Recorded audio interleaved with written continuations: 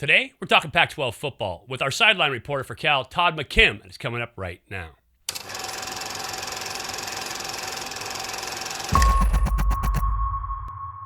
Hey everybody, welcome to Elite Athletes TV. I'm Mike Pawlawski, former 11-year pro quarterback and quarterbacks coach here at Elite Athletes TV. As many of you know, I'm also the color analyst for Cal football in the fall Pac-12, and so I'm calling college football games. Today, we're going to be talking with my fellow analyst, Todd McKim.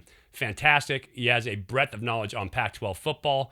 Came from originally up in Oregon, really familiar with all the Oregon programs, but he has been throughout the Pac-12. Todd is awesome. His insights on sports are fantastic. I love talking to him about the game and about the Pac-12.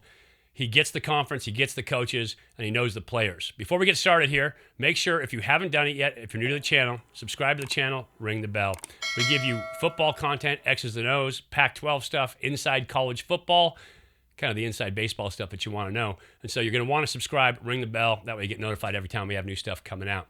Give me a thumbs up if you're ready to talk Pac-12 football. And leave me a comment down below. I'd love to hear your thoughts on anything football, college ball, whatever it is. I'd love to hear from you. Finally, share this video out. Make sure family, fans, friends, teammates, anybody who wants to learn about the game, who loves college football, share it out so we can help them with new football content. Now, let's talk about the Pac-12.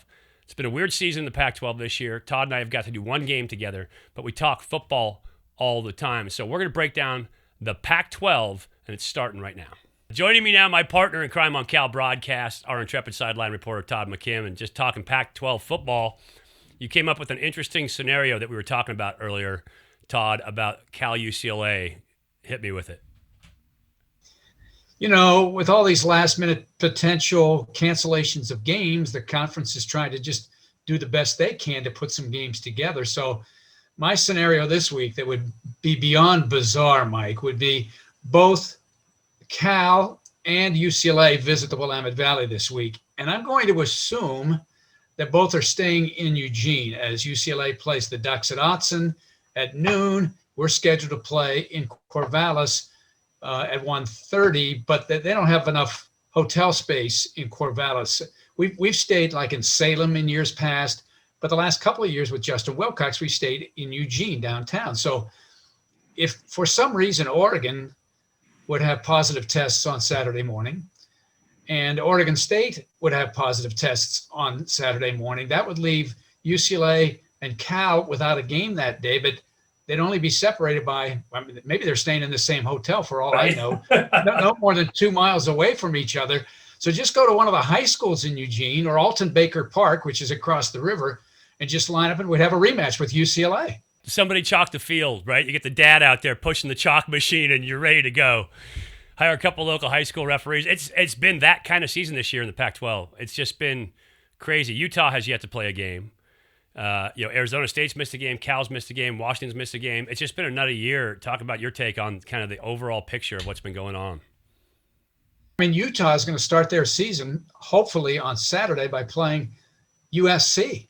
I mean, which is 2-0 in the division. So, I mean, that's bizarre. Arizona State now is going to miss 2 consecutive weekends. They've already lost a game to USC. They are way behind the 8 ball in the race in the South. Meanwhile, in the North Division, Washington's lost a division game as of now. We've lost a game, although it was a non-division game. It's just Stanford had a situation where they had missed testing. Tell me that's not awful. How would you feel if you were Stanford? They said your starting quarterback and your number 1 receiver can't play. Oh, yeah. Oops. And it was wrong. The testing was wrong. I mean, how would you feel? Like, that's nuts. I mean, it's tough enough to play your first game on the road at Oregon, and then the morning of the game, you don't have your starting quarterback. I mean, and Weddington didn't play in that game as well because apparently he tested positive. So it's just one of those years, as you know, Mike, you can't plan on anything. We're getting ready to play basketball, and here we are on a Tuesday. We're supposed to play as early as next Wednesday. We don't even have a schedule. We don't even know if we're going to play next Wednesday. If we do, is it going to be a home game? Who's the game going to be against? It's just really difficult. And as I mentioned earlier, I think talking to one of the radio stations on the road, I mean, Merton Hanks, who's now in charge of football operations for the Pac-12 conference, he must feel like Linda Blair in The Exorcist with his head just kind of spinning around trying to figure out What's next? Without a doubt. That's where you kind of throw your hands up and hope that a lot of the administrators at the school take over and say, we'll help you out here, Mert. So he's a good dude. I do not wish this on anybody, but Mert's pretty sharp and he'll handle it. But it's a weird year.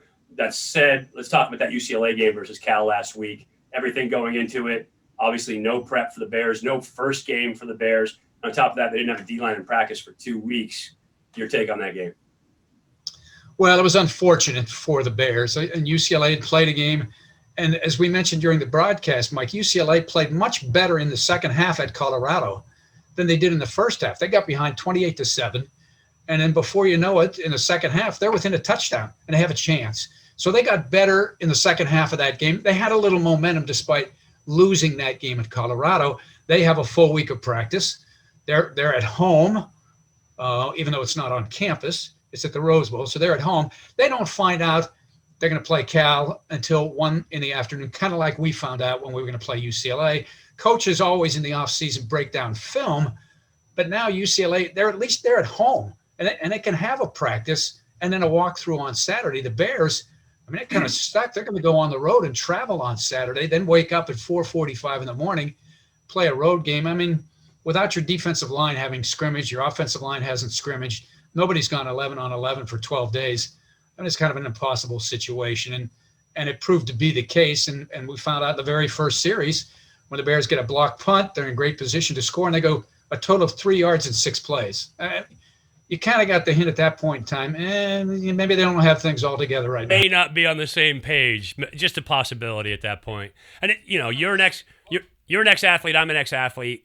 We all think that we can do anything, right? You just put your mind to it and you just do it. That's it. It's just unreasonable to expect success in a situation like that. It's not just that you haven't game planned, right? Because both teams go in without a game plan. So, okay, whoever figures out X's and O's gets it done. But you literally haven't hit in the pit for 2 weeks. Like, your pad level's awful, your technique's awful, you haven't gone head-to-head, which throws off linebackers. They don't know where to read. They're not used to it. Offensive linemen don't get to hit. They don't get to kind of work scoop blocks. They don't get to work tandems. They don't do any of that. And so you step into UCLA, it's your first live go, and it's a live go in 2 weeks. It's impossible. Well, and tackling was the major issue in regard to the physicality, Mike. Justin Wilcox told us the other day that yards after contact, 150 yards. UCLA had 430. So now you're down to 280 yards of really offense. But it is what it is. And Chase Garbers mentioned Tuesday after practice this week, he said that's the most physical practice they've had since he's been here. So they're trying to catch up in the physicality, but by the same token, you have to make sure your players get to the starting line on Saturday. So that's a really difficult dilemma for the coaches we got to be physical in practice. We got to do some live tackling, but you don't want to lose guys by doing that, and they're not able to play on Saturday. No, that's the truth. And the blessing was nobody on that D-line got hurt coming out of the game. So that's the biggest worry. Coach Wilcox, you could just tell, concerned about the players first. Are they healthy? Are they ready to play? And that was full account on his part. He's making that decision to play the game. And so luckily came out safe. And now they're trying to hit to get back in football shape. So big one. Let's talk about the Pac-12. Give me your thoughts on the Pac-12. Let's start with USC because they barely squeak by in 2 games so far. They're supposed to be the strength in the South. They are 2 deflected passes away from being 0-2. They had a deflective pass in their opener against Arizona State in the end zone that was caught by one of their players that got them to within 7 points. Then they got the onside kick and scored again and win the ball game by 1 point. And then they go play this last week at Arizona, which clearly is one of the most improved teams based on one game that we've seen in a while. A complete turnaround from what we've seen in the last couple of years. They've got a deflected pass down around the 10, 15-yard line. I think it was the very next play, USC scored a touchdown with 25 seconds to play in the game.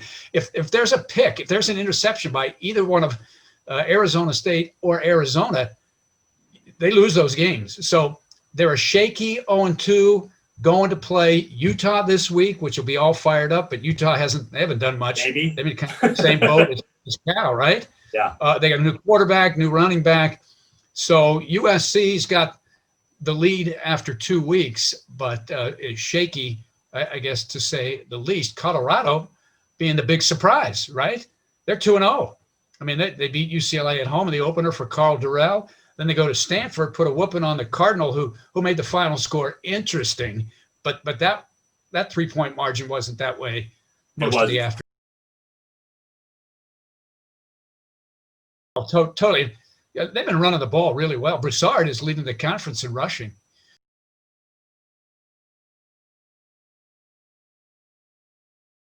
He is really explosive. Great vision, tough to bring down. And so give them credit for what they've done. Now, they're on the sidelines this week, okay? They can't play Arizona State because of COVID with Arizona State. So they're gonna be in the lead or a half game back of USC after 3 weeks. So as the season is condensed, I mean, they got a chance. They got a chance if something happens. And then in the North, we got our first look at Washington. Was not overly impressed with the Huskies. They kind of played it close to the vest. Both teams, Oregon State and Washington, kind of ground chuck approaches to that game. They gave up a punt block for a touchdown to start. They were down 7-0, but kind of controlled it. And then there was a really controversial spot to start. It wasn't controversial, Todd. That was not controversial. That was bad. That was just bad. There's no. I mean, it's not controversial. It's a bad spot. They got the first down twice. The second one, they definitely got the first down, and they don't give them the spot. Oregon State goes on. They would have won that game. They would have had the lead at least in the fourth quarter. So, and with all the momentum going for them, they could have won that one. But Oregon right now, I mean, they look pretty good.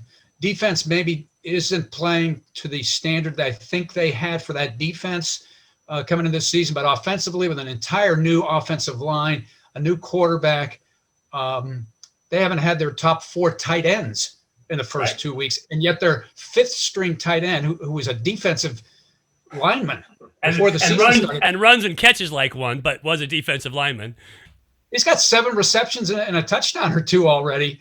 They look pretty good in that offensive line. I've been really impressed. They have dominated the line of scrimmage so far. So I think Oregon is still the favorite in the North. The scary part about Oregon is because of that new offensive line, because they have a new quarterback, they're just going to keep getting better. So they have a high ceiling on that team. They look really good right now, but they're going to keep improving. Now they've only got 4 more games to do it in, but they're going to keep improving and getting better during the season. So I do think Oregon's cream of the crop, without a doubt, not just in the North, but in the Pac, the whole Pac-12. I think as that O-line, they look good. They're going to look a lot better at Game 6 than they did in Game 2. And I think that Shuck is going to get a lot better, too. I like him as a quarterback. He's got some toughness to him. He's got some grit. As Tim Brando said on the broadcast, he can chuck it with anybody in the country. Of course, that's his name. And they have a great running back, 2 great running backs, C.J. Vardell, top returning rusher in the league, and then the Dye kid. I loved his line. He caught an out route against Stanford, I think it was, in the first game, and went the distance, out and up, kind of a wheel route. He said, "If I'm even, I'm leaving." I'm leaving. We've been saying that forever. That's the first time you heard that? Well, he said it again, and I thought, that's a great line. I love that line. Oh, it's a great line. And that's it for a receiver as a quarterback, too. You got to think that way. If I'm even, I'm leaving. I'm out. So that's and all those guys have to think that way. Dye was pretty gnarly, though. That the wheel route, like, he was on a mission from the go, and Washington State just collapses. They put that ball up over the top, and he went and got it. So great throw, great read by Shuck. Arizona, I liked Arizona. You talked about it, the most improved team in the conference. I would put it between them and Colorado. I think Colorado looks really good, and I love Sam Neuer. Let's talk about him. Here's a guy who's been on staff for 5 years. They told him he wasn't good enough to play quarterback. They moved him to safety. He puts himself in the transfer portal, and all of a sudden the coaches call him up, and Chiaverini says, "Hey, wait, come on back. We're looking at you for that starting quarterback job." And he throws it to the wind and says, what the hell, let's do it. And he comes back, and he is absolutely balling right now. He's like the Kurt Warner story of the Pac-12 this year. Yeah, I don't know that he was bagging groceries when he lived in Beaverton, Oregon, but he's a big kid. I didn't realize he was that big. They have him 6'4", about 225, 230, and so he can run a little bit as well. He can power through some things, but I've been really impressed. Remember, Carl Durrell was a really late hire for Colorado. Mel Tucker, I don't think he got hired until like February at Michigan State. And then Carl Durrell comes in really late in the process, no spring ball at all. And to do what they've done has been remarkable. Oh, without a doubt. But you know what you see different in Colorado this year is there is an attitude on that team. They've turned up the dial a little bit, right? They were playing at 8 last year. Now they're playing at 9.5. There's some urgency in that locker room, and you can see it on the field with those guys. They're playing at that level. That's a good coaching job. I think part of that is all the emotion of the offseason, but that's also setting that tone, Carl Durrell and his staff, of getting them to play at that higher level. But I think they're playing really well, running the ball well, like you said. They're blocking up front, doing a great job, and they're getting after the passer too. Yeah, and they're off to a 2-0 start for the fifth consecutive year. But people forget that. Remember, Coach Mack, won a division championship at Colorado, so they've had some talent, and he was building the program. And then they had the big collapse last year. Last year I think they lost their last 5 or 6 games in the season, and maybe 2 years ago. Excuse me. Couple years, yeah. When Coach Mack was released and ended up being the defensive coordinator at Ole Miss. We saw him last year actually. When we were at Ole Miss, he was the defensive coordinator, and Coach Rich Rod was the offensive coordinator when we had that Pac-12 reunion there at Ole Miss. Coaches reunion, right? Yeah, but I remember talking to Tad Boyle, who's the basketball coach at Colorado, a couple of years ago, and he said, give Coach Mack a lot of credit, but give the athletic director at Colorado a lot of credit as well, because they wanted to build the program correctly and not go out and just try to chase junior college guys or take at-risk kids. And so Coach Mack kind of had it going in the right direction. And I think he's got good kids in that program. Nate Landum, a local kid from the Bay Area. Cal tried to get on him late. A really good linebacker. So you can see, because they did it the right way, I think Coach Durrell had less problems to deal with vis-a-vis some personnel issues than maybe some other coaches have at other jobs.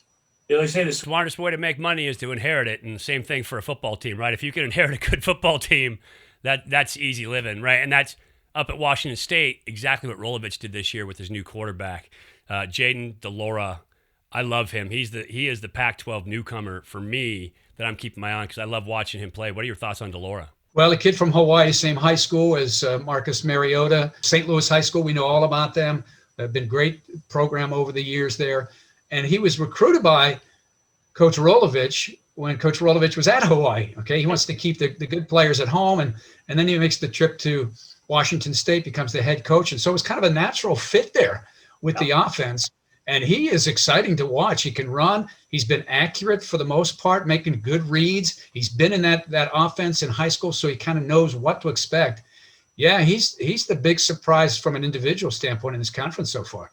Yeah, I know Rollo and Leach actually talk. I know they're friends, and so I think Rollo needs to write Leach a thank you note for leaving him such a wonderful quarterback in DeLora, because that kid's a baller. I just did a video. Anybody who's looking for it, video card is right up here. You can check that out. But I just love his game. I think he's fantastic. Let's talk Oregon State Cal this weekend. What are your thoughts? Well, it's going to be a tough game. Oregon State, despite the fact they're 0-2, they've played some good football, although sporadically. This year. The fact that they were able to run the ball as well as they did against the Huskies last week was a surprise to me. People don't run the football down the Huskies' throat, and so that surprised me. And then they got off to just a terrible start against Washington State, but they came on strong. So offensively, they've got some weapons. Jamar Jefferson, really good running back, one of the better guys in the league, over 1,000 yards as a freshman, was hurt last year, didn't play us last year. Then they have a transition at the quarterback spot. Jake Luton, who did not have a good game against Cal last year, even though Oregon State won, is going to be the starting quarterback this week for the Jaguars against the Steelers. Good luck there, Jake. But they've got Tristan Jebbia, who's kind of waited his time. He's a transfer from Nebraska, was recruited to Nebraska. This is all ancestral, isn't it, Mike? When Mike Riley was the head coach at Nebraska, and then Mike Riley gets fired, and Jebbia transfers back to where Riley was the head coach at one point in time, actually on 2 occasions. So pretty good quarterback. Offensive line, I think, is maybe better than I thought, because they lost 3 starters, but they've got 2 guys back. They're big, they're physical. Tight end, Bill Musgrave's little family tie there, little family tie again, right? Washington, we were going to have 2. Sermon was going to have his son and his nephew. Now we got Billy Musgrave's nephew playing for Oregon State. So we got family ties everywhere. And then defensively, I think the linebacking core is probably the strength, with Spates, Avery Roberts, Hamilcar Rashed, who led the conference with 14 sacks last year. I think that's the strength of their defense. The guys up front, when I look at them, kind of plugger types, the 3 down linemen, just take up some space. But those linebackers fly around and they'll hit you too. Yeah, you're not kidding. Rashid is tough off the edge, and Roberts is really good in that middle back there. He's got, like, there's certain guys that have rebar in their spine, and you know when you hit them, there's no give to them. Roberts is one of those dudes. There's just no give to him. So tough inside linebacker. Looking for Cal to kind of put it together on offense. Give me your prediction for the Pac-12 this year overall. What are your thoughts, final standings? And I'm going to give you mine. Well, I think Oregon wins the thing. I still think USC. That's if we finish the Pac-12 season, Oregon wins it. Yeah, I mean, because COVID, if somebody can't play some games, that's gonna be a factor. Like for Arizona State, they're in such a deep hole. I don't know if they can climb out of it, quite frankly, in the South. And Utah is in the same way. But if USC loses to Utah wins that game, they're 1-0. But they have to play a minimum. You have to play a minimum number of games to qualify for the conference championship. Okay, and if you don't do that, you could be 3-0, maybe even 4-0. I'd have to check the rules, and you wouldn't play for the conference championship unless they come in at the last minute and kind of throw everything out the window. And they do that. But I think Oregon's the team to beat. I don't think, though, Mike, I'd like to get your thoughts on this. I don't think an undefeated Oregon team makes the Final Four if everything plays out somewhat normally around the country. I just think right now the Clemson Notre Dame thing gives the ACC 1, if not 2. SEC is going to get 1 for sure. The wild card might actually be Ohio State and the Big Ten if they can play enough games, right? They had a game canceled. Yeah, exactly. Same thing. If you can get enough games in kind of anywhere, SEC is I think already hit that bar. ACC's already hit that bar, so those guys are in. That the fact that Clemson lost to Notre Dame without Trevor Lawrence, if they come back and beat Notre Dame, now I think you consider both those teams for that playoff picture. Just kind of a natural thing. You're right. SEC is going to get 1. I know they've got a loss. Florida looked fantastic. I love Kyle Trask down there, boy. He is outstanding. Alabama is Alabama. They are what they do every week, and so. But the SEC is going to get 1 for sure. Ohio State, if you can finish, is going to be a very good look. I think Oregon in the Pac-12, with what we're seeing from the Pac-12 this year, is going to have to start putting it on people. They're going to have to start pouring on points and looking dominating to even be mentioned in that playoff picture. And I hate to say it because of Pac-12, but it's just been such a weird year. Teams not playing. You don't know what you have in the Pac-12 this year. That said, I'm predicting Oregon, Colorado in that championship game for the Pac-12. Really? Yeah. I just don't think SC's luck is going to carry with them. Right? I mean, Clay Helton is praying every week, but I don't think he's going to find a way to get through without a loss in 6 games. I think Colorado might be able to find a way to do it. How about, let me throw this out, Mike, because BYU is they're going to end up playing 9 or 10 games. They should be in consideration. Now, you got to look at their schedule, though. I agree with that. And how about Cincinnati? They're undefeated, and they've been piling up pretty big points. No, that's true. Both those teams. I mean, it's hard. Everybody wants to make changes in the COVID year. Hey, here's your opportunity. You can't change it at this point. There's 4 teams going. So it's just both those teams definitely have an argument to make if they stay undefeated. BYU's tough. And again, athletic director of the year, Tom Holmoe, BYU, period. That's it right now. He has done a fantastic job at BYU to get them on the field, get them playing, keep them healthy, and find opponents as an independent in this year when all of the Big 5 conferences, Power 5 conferences, said, nope, we're playing within conference. Good luck. Go get them. I mean, I think the Big 12 played outside, but everybody else is like, nope, we're going to play our own. Good luck. Have a great season. I see the Pac-12 is even considering possible non-conference games. I mean, this week they're thinking about it, and that might have to be the case. And I wonder also how much of Notre Dame's TV money the ACC is getting. Ooh. If they're playing on NBC, they better be getting a good chunk of it because that's a nice contract. So that's true. Letting them in to play those games, huge. It's great. I love it. I think it's what you should be doing right in the spirit of sport, but there is TV contract money on the line, so you're right about that. It's such an interesting thing. You and I joked about this. if the Pac-12 would have just put everybody in the same city, or put the North in the Bay Area, South in LA, and go at it back to back in a bubble, maybe they get through the season, right? Intact as in the whole thing. Maybe not, who knows? But like, you have to almost run it like a high school jamboree, where just next man up, let's play it. Well, you could play on 3 different days in theory, or you just play 2 days, maybe play Friday and Saturday, 3 games each day. We're going to play the big game on a Friday for the first time ever next week. So if you had 3 games on Friday, a triple header, 3 games on Saturday, a triple header, maybe you play in the new Rams Stadium, maybe you play at the Rose Bowl, wherever it happened to be. I'm not sure it's going to have the best COVID policies or the worst, however you look at it down there. But yeah, like a jamboree. And then you do that back-to-back weekends, you got a chance. But I just don't know if they can do that. I don't know how it would work for TV, because that's where the money is. They're getting $5 million a game. Any game that's on ESPN or Fox, that's big time coin. And as you get in towards the holidays and at the end of the NFL season, Fox jumps into some of those Saturday games for the NFL. And so does ESPN. But that's something they're going to have to look at. And I know they've talked about it for basketball. I think we don't have an official schedule yet, as we talked about, but I think our men's basketball team is going to end up in like Corvallis in a pod to play some non-conference games, so that you can have, testing and this, that, and the other. So everything's on the table, Mike. As you know, everything is on the table, whatever they can do to get as many games as possible, as safely as possible too. Right. It has to be all those things, brother. I appreciate you coming on with me here today. Welcome, by the way, for your inaugural trip on the Elite Athletes TV YouTube channel. Always awesome to have you. Me and Todd banter like this, like for 2 hours before every game and several times during the week. So you guys just heard the inner workings of the magic that is the Cal Radio broadcast from the color and sideline side. Appreciate you, brother. I'll talk to you on Saturday morning, hopefully. We look forward to it. Thanks, Mike. I appreciate you having me on.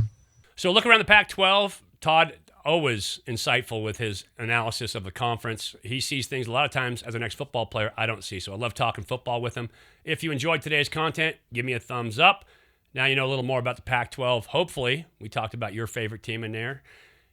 Leave me a comment down below. I'd love to hear your thoughts, what we said. You got different projections? I'd love to hear them. Let's talk about them. And make sure if you haven't done it yet, subscribe. Ring that bell, get new content every time it comes out. Appreciate you watching. Just talking a little college football. Hopefully, we gave you some insights you didn't have before this video. Appreciate you watching. I'll talk to you guys again soon.